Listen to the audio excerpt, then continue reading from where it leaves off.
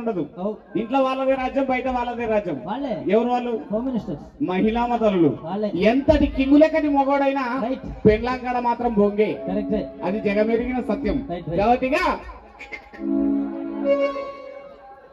నాకు నీకు తప్పదు అయ్యా, తప్పదు కానీ ఇగే అన్నో ఏం బర్రెనా గొర్రెనా అంటే ప్రేమ ఎక్కువైనప్పుడు అంటారు. అవునా? సరే దేనికి పిలిచినట్టు నువ్వు? నాకు మధ్యలో కట్ అవుతాం చూడ నీ మధ్యలో కట్ అవుతాం చూడు నీ తలకాయలు. ఇక నాకు చిన్న పనుంది, పోయేస్తా. ఎక్కడికి? మగోడు బయటికి పోయేటప్పుడు ఏడికి పోతున్నావు, ఎక్కడ పోతున్నావు, ఏం పీకనిగా పోతున్నావు, ఇవన్నీ అవసరమా నీకు? సరే ఇంతకు ఏం పీకేసి వచ్చినావు?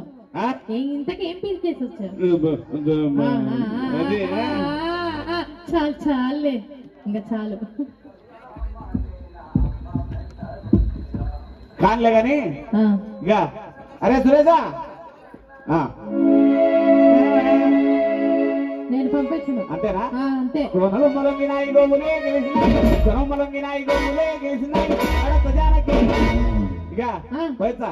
పంపించను. అడతజానకి అడతజానకి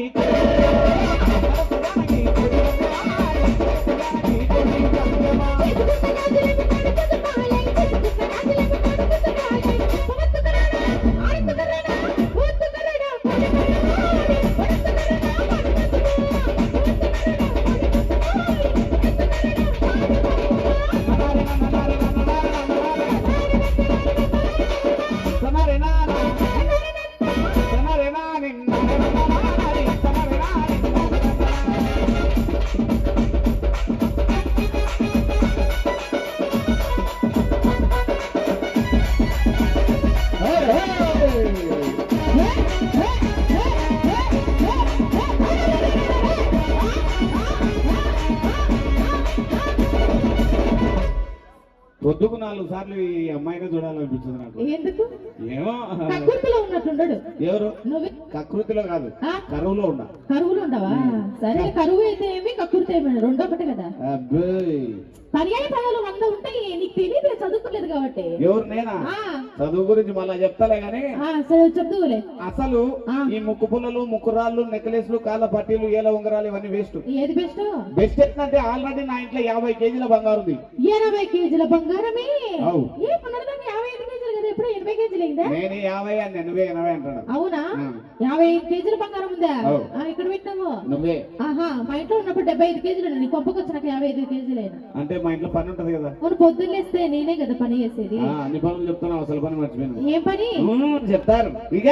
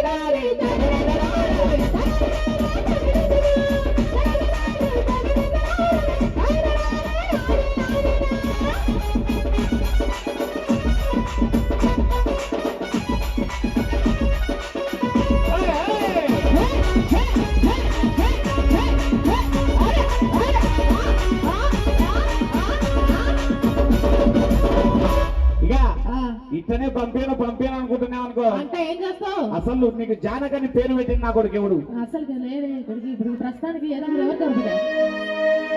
అదు మా అన్న హర్ష.